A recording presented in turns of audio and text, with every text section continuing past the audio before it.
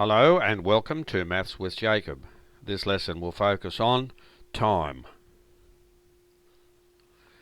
During the last few lessons, we have been looking at different measurements involving the metric system. These measurements involve powers of 10. The idea of time is not based on the metric system because it is closely linked to the rotation of the Earth. The following are important conversions associated with time. 60 seconds equals 1 minute, 60 minutes equal 1 hour, 24 hours equal 1 day, and 7 days equal 1 week. We also have 52 weeks equal 1 year, 12 months equal 1 year, 365 days equals 1 year, 366 days equals 1 leap year, and that occurs every 4 years. 10 years equals a decade, and 100 years equals 1 century.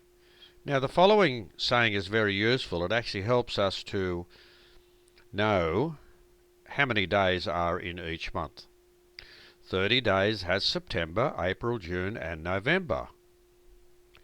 All the rest have 31 days except for February, which has 28 days in a normal year and 29 days in a leap year.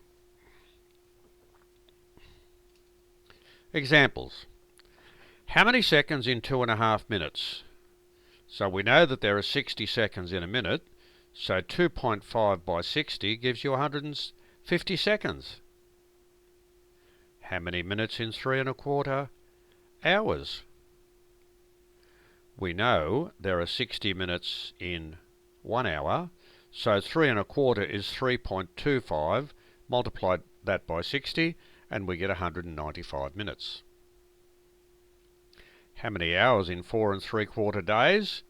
We know that there are 24 hours in 1 day, so 4.75 is 4.75. We multiply that by 24 and we get 114 hours. How many days in 9 weeks?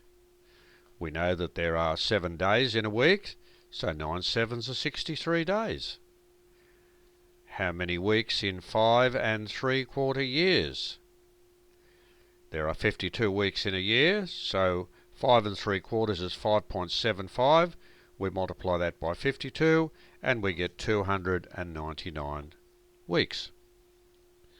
How many years in 7.9 decades? In 1 decade we have 10 years, so 7.9 by 10 gives us 79 years. And how many years in 8.73 centuries? Well, there are 100 years in 1 century, so 8.73 multiplied by 100 gives us 873 years.